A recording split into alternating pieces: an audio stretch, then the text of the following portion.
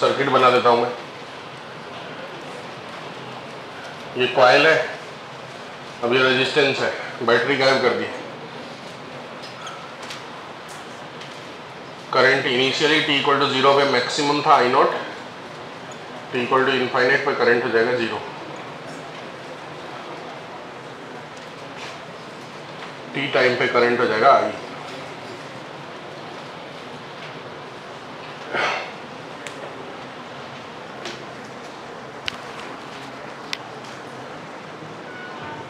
तो क्या हो जाएगा, minus L D I by D T equal to I into are.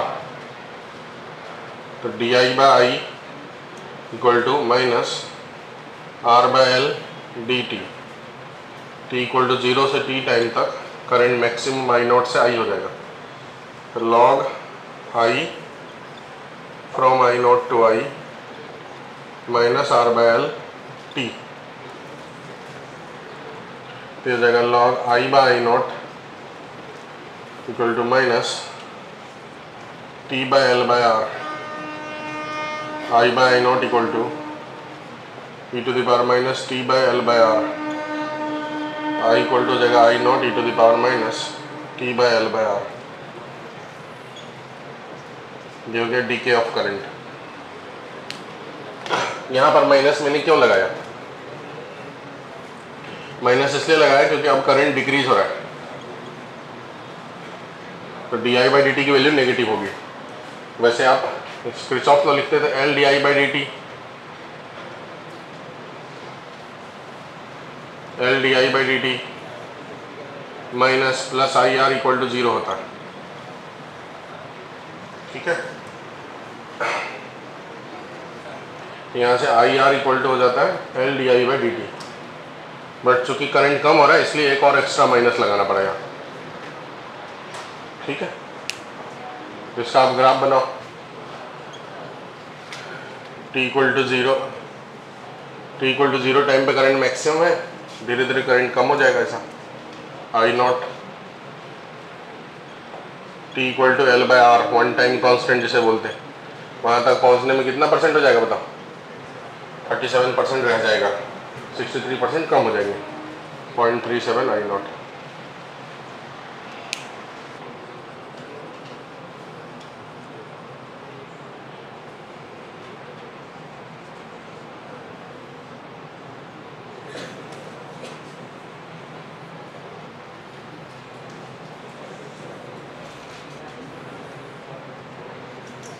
बीस वोल्ट, 2 हेनरी, 10 ओम, 10 ओम, 5 ओम, 4 हेनरी, 20 ओम कर देता। Find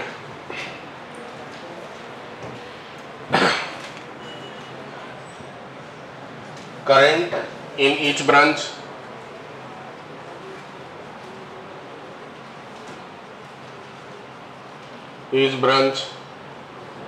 and energy stored in coil। पहला at t इक्वल टू 0, दूसरा लॉन्ग टाइम। ट्राई करो तो जरा सा,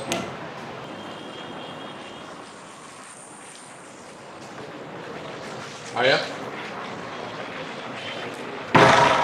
देखो कॉन्सेप्ट क्या है, इनिशियली t इक्वल टू 0 पे कैपेसिटर क्या करता था, सर्किट को शॉर्ट करता था कि ब्रेक करता था, अपने थ्रू करंट को अलाउ करता था। हाँ, तो t इक्वल टू 0 पे इंडक्टर क्या करेगा, करंट पास करेगा कि नहीं करेगा, नहीं करेगा। देखो फॉर्मूला क्या है ग्रोथ ऑफ करंट का, I equal to I naught 1 minus e to the power minus t by L by R. तो इनिशियली तो करंट कितना है, 0 ना, और टाइम इनफाइनाइट टाइम पे करंट मैक्सिमम है। इसका मतलब हुआ इंडक्टर में चीजें उल्टी होती है कैपेसिटर से।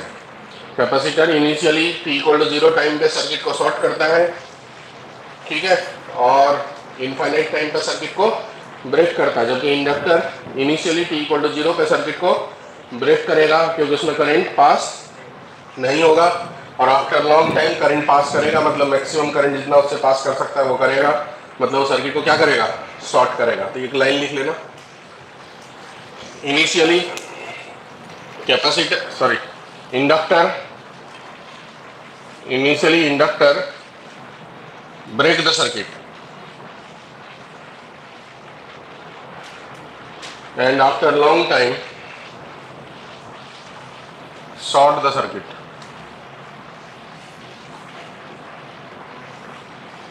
After long time short the circuit.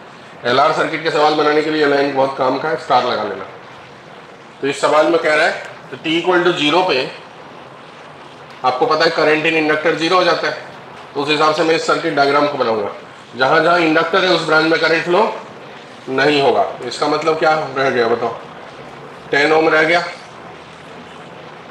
और ये 20 वोल्ट। ये वाला ब्रांच भी में भी करंट फ्लो नहीं होगा और ऊपर वाले ब्रांच में भी करंट फ्लो नहीं होगा, बराबर है ना। इस वाले ब्रांच में करंट 0, इस वाले ब्रांच में करंट 0, तो जो करंट बच गया वो यही बच गया। तो जो आई हो गई वो कितनी होगी, 20/10, कितना एम्पियर, 2 एम्पियर। ठीक है, नाम दे देता हूँ ताकि कंफ्यूजन ना हो। ये मान लो A है, ये B है, ये P है, ये Q है, ये R है और ये S है। तो इसका मतलब करंट कौन से ब्रांच में, AB ब्रांच में 0, PQ ब्रांच में 2 एम्पियर और RS ब्रांच में 0, बराबर। करंट हो गया, निकल गया आपके। बोला energy stored in coil, energy stored in coil का फॉर्मूला क्या होता है, हाफ LI²। इसका नाम मान लीजिए L1 दे देता हूँ और इसका नाम L2 देता हूँ। तो करंट तो उसमें है ही नहीं, तो एनर्जी तो होगा ही नहीं। तो energy in L1 0, energy in L2 0, क्योंकि हाफ LI² फॉर्मूला होता है और आई उसमें है नहीं, तो उसकी वैल्यू हो गई 0। ये होगा t इक्वल टू 0 टाइम पे। आफ्टर लॉन्ग टाइम मतलब इनफाइनाइट टाइम पे करंट जो होगा वो मैक्सिमम हो जाता है। मैक्सिमम हो जाता है मतलब सर्किट को क्या करेगा, ये शॉर्ट कर देगा। तो जो 5 ओम वाला ब्रांच है उसमें भी करंट होगा, 10 वाले में भी करंट होंगे और 20 वाले में भी करंट होंगे। ये हो गए 20 वोल्ट, ये हो गए 20 ओम, ये हो गए 10 ओम, ये हो गए 5 ओम। इंडक्टर तो अपने थ्रू शॉर्ट ही कर दिया। तो अब इसमें करंट कितना होगा तो निकालो। इसमें करंट कितना होगा बताओ, 20/20, 1 एम्पियर।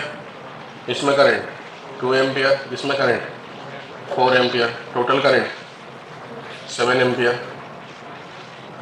ये बात समझ गया।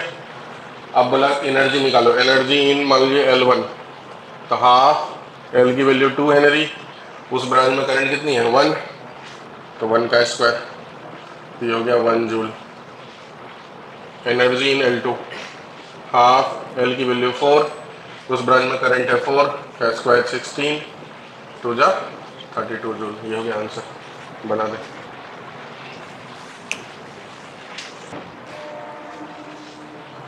हो गए।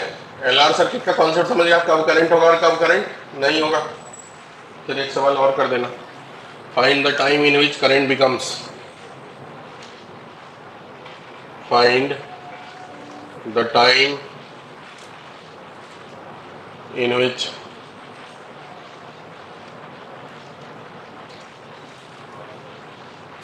current becomes 10% of maximum value,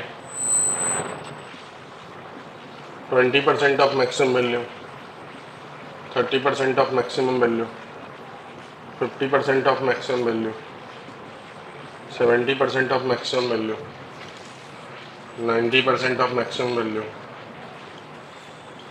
75% of maximum value, 99% of maximum value। L/R के टर्म में बताना आंसर। ग्रोथ ऑफ करंट का फॉर्मूला होता है I equal to I naught 1 minus e to the power minus t by L/R।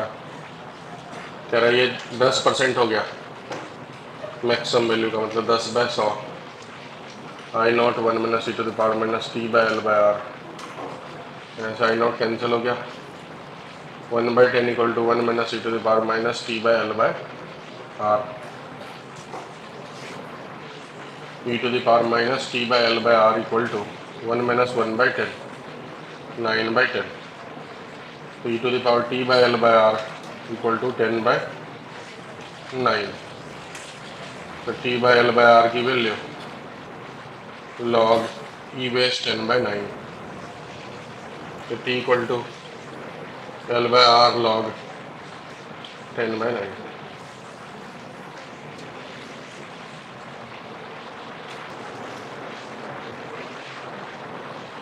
लिखो फिर topic transformer. Transformer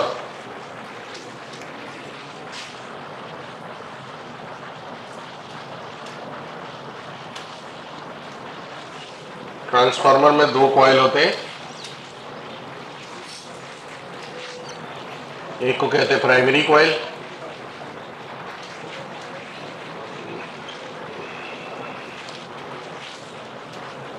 दूसरे को कहते हैं सेकेंडरी कॉइल। यहाँ रेजिस्टेंस लगा दिया मैंने। सेकेंडरी कॉइल, इसका नंबर ऑफ टर्न मान लो N1 है, इसमें नंबर ऑफ टर्न N2 है, इसमें करंट मान लेते हैं I1 है, इसमें करंट I2 है, इसमें EMF E1 है, इसमें EMF E2 है। ये बीच में एयर गैप होता है, एयर गैप, मतलब कोई फिजिकल कनेक्शन नहीं है। तो क्या होता है, अगर हम लोग आइडियल कंडीशंस माने तो पावर का जो लॉस होगा वो नहीं होगा, मतलब पावर जो है यहाँ और वहाँ सेम रहने वाला है। इसका मतलब ये हुआ कि पावर कांस्टेंट, तो P1 equal to P2, P1 equal to P2 बोले तो E1 I1 equal to E2 I2, तो E1/E2 की वैल्यू I2/I1। इससे ये समझ में आया कि जो E है वो इन्वर्सली प्रोपोर्शनल टू I है। EMF जो है करंट के इन्वर्सली प्रोपोर्शनल है। जहाँ EMF ज़्यादा होगा वहाँ करंट कम होगा, जहाँ EMF कम होंगे वहाँ करंट ज़्यादा होगा। अब EMF जो होता है, EMF फ्लक्स से रिलेटेड है। फ्लक्स होता है number of turn into magnetic field into area, तो EMF जो है नंबर ऑफ टर्न से रिलेटेड है, तो EMF proportional to number of turn है होगा। तो इसका मतलब ये हुआ कि हमेशा आपको ध्यान रखना है E1/E2 की वैल्यू N1/N2 के बराबर इक्वल टू I2/I1 के बराबर। इसी रिलेशन से सवाल आते हैं ट्रांसफार्मर में और बनते हैं। दो प्रकार के ट्रांसफार्मर होते हैं, एक होता है स्टेप अप, एक होता है स्टेप डाउन। स्टेप अप में, स्टेप अप उसे बोलते हैं जिसमें बाद का वोल्टेज ज़्यादा चाहिए पहले के वोल्टेज से, मतलब जिसमें E2 ज़्यादा चाहिए E1 से। और एक होता है स्टेप डाउन, ज़्यादातर केस में डोमेस्टिक पर्पस में स्टेप डाउन ही यूज होता है, जहाँ बाद का वोल्टेज कम चाहिए पहले के वोल्टेज ज़्यादा। जैसे कि हमारे मोहल्ले वगैरह में जो ट्रांसफार्मर लगा हुआ है वो स्टेप डाउन ट्रांसफार्मर है। 11,000 वोल्ट आता है, उसे कन्वर्ट करके 220 में हमको घर में देता है, बराबर। और हमारे चार्जर में जो ट्रांसफार्मर लगा हुआ है वो भी स्टेप डाउन है, 220 से कन्वर्ट करके 5-7 वोल्ट में कन्वर्ट करता है, ठीक है। और फिर हम लोग मोबाइल वगैरह चार्ज करते हैं। 220 पे डायरेक्ट चार्ज नहीं होता, नहीं तो ऐसा नहीं वायर लगाने का और लगा देने का, एडाप्टर की जरूरत पड़ती ना। तो एडाप्टर की जरूरत इसीलिए है क्योंकि 220 पे हमारा डिवाइस काम नहीं करेगा, खत्म हो जाएगा, जल जाएगा। तो दो प्रकार के ट्रांसफार्मर होते हैं, स्टेप अप और स्टेप डाउन। जब हमको आउटपुट वोल्टेज ज़्यादा चाहिए तो हम स्टेप अप यूज़ करेंगे, जब हमको आउटपुट वोल्टेज कम चाहिए तो हम स्टेप डाउन यूज़ करेंगे। ज़्यादातर केस में स्टेप डाउन ही यूज़ होता है। तो अगर E2 ज़्यादा चाहिए तो ये तभी पॉसिबल है जब N2 हम ज़्यादा रखेंगे। नंबर ऑफ टर्न रखना तो हमारे हाथ में, हम ऐसा ट्रांसफार्मर डिजाइन करेंगे जिसमें सेकेंडरी कॉइल में नंबर ऑफ टर्न ज़्यादा होगा। अगर सेकेंडरी कॉइल में नंबर ऑफ टर्न ज़्यादा कर देंगे तो वो ट्रांसफार्मर क्या करेगा, कम वोल्टेज से हमको ज़्यादा वोल्टेज कन्वर्ट करके देगा। लेकिन जब जैसे ही ज़्यादा वोल्टेज कन्वर्ट करके देगा तो करंट कम हो जाएगा, तो I2 की वैल्यू कम हो जाएगी I1 से। उसी तरीके से स्टेप डाउन में E2 कम है E1 से, तो ये तभी पॉसिबल होगा जब N2 कम होगा N1 से, और तब I2 जो है वो ज़्यादा हो जाएगा I1 से, क्योंकि करंट जो है वो इन्वर्स रिलेशंस में है। मतलब जैसे ही, मतलब ऐसा समझो कि जो ट्रांसफार्मर तक करंट आ रहा है उसकी वोल्टेज 11,000 है, तो उसमें करंट की वैल्यू कम है। और हमारे घर में जो वोल्टेज है वो 220 वोल्ट है, हमारे वोल्टेज कम है, लेकिन हमारे घर के अंदर करंट ज़्यादा है, क्योंकि दोनों का प्रोडक्ट हमेशा क्या रहेगा, कांस्टेंट। अगर आइडियल केस में लॉस कंसीडर नहीं करते, तो लॉस कंसीडर करेंगे तो फिर कुछ तो लॉस होता है इसके अंदर, लेकिन हम ऐसे सवाल बना रहे हैं जिसमें लॉस कंसीडर नहीं कर रहे हैं। अब इफिशियंसी की बात करा जाएगा। ट्रांसफार्मर की इफिशियंसी क्या होगी? तो आपको हमेशा पता है इफिशियंसी होता है output by efficiency equal to होता है आउटपुट बाय इनपुट। आउटपुट मतलब ये वाला सेकेंडरी सर्किट हुआ आउटपुट और प्राइमरी सर्किट हुआ इनपुट। इधर से वायर आ रहे हैं, हमको इधर मिल रहा है, ये लोड रेजिस्टेंस के थ्रू आउटपुट मिलता है। तो इसका मतलब आप ऐसा कर सकते हो power output by power input या energy output by energy input, जो भी आपको करना है, इनटू 100%। ये हो गई इफिशियंसी का फॉर्मूला, लिख लेंगे थोड़ा सा।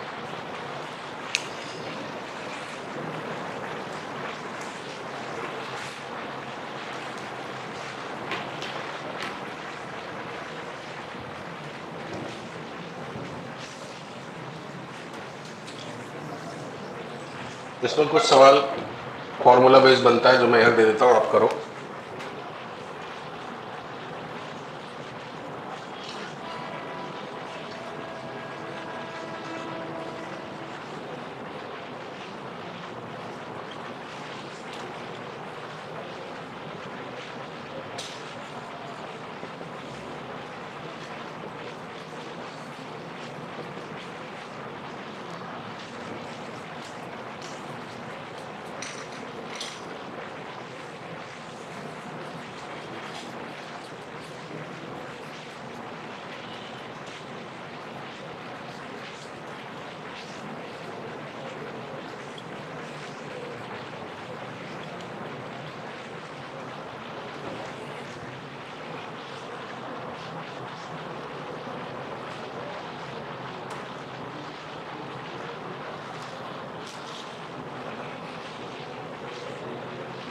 बातें मत करो।